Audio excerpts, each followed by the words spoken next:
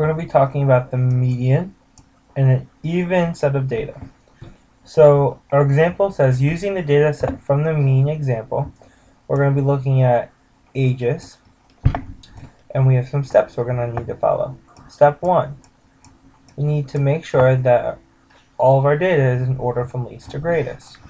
This is very important because if our data isn't in order from least to greatest, you will never find the median. Remember, the median is the middle number.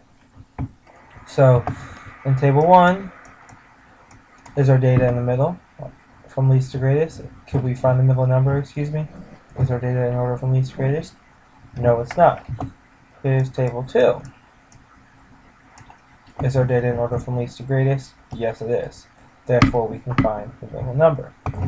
Before we look at this data any further, I want to actually look at some examples that are this example. Okay, so the first example is regarding an odd set of data. Okay, so 1, 2, 3, 4, 5. Okay, so what do you think is my median here, my middle number? You would probably say 3. 3 is the middle number. Alright, well, let's prove that. So step 2 would say, find n over 2 and round up to the next highest whole value. Step 3 is n even or odd. In this case, it's odd. So then n over 2 finds the location of the median in the data set. It will be an actual piece of data in the data set. In this case, 3. We need to prove it. N over 2. What's n?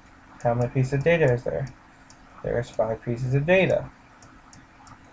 What's 5 over 2? 2.5. We need to round up. Right? That 5 tells us that we can round up to 3. Huh, look at that. Okay.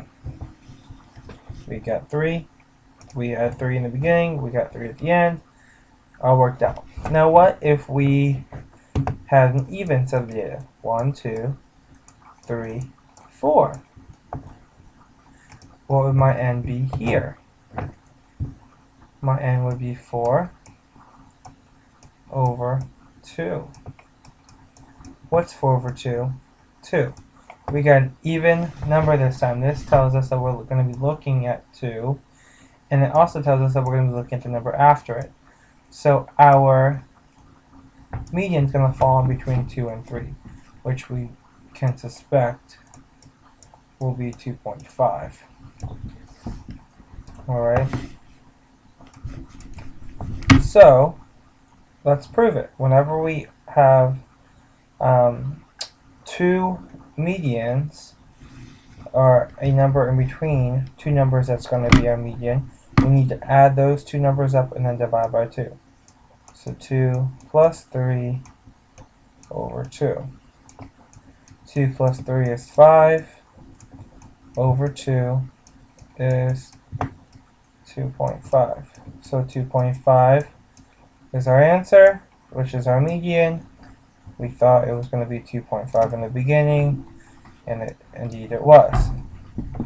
Alright, so now let's actually look at our example. Get all this out of the way, and let's go back up to our example.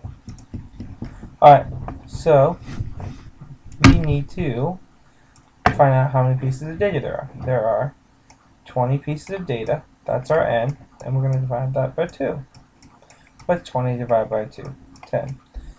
Alright, since we had 20 pieces of data, that's even. So n was even. We took n divided by 2, and we found its location. We're going to have 2 middles. Alright, first middle number is 10. The one right after it would be 11. So 10 and 11. Okay, I decided I'm not going to use a plus sign. I don't want to confuse people. This is an and symbol. Okay, and 11. So we're going to find the 10th and 11th number.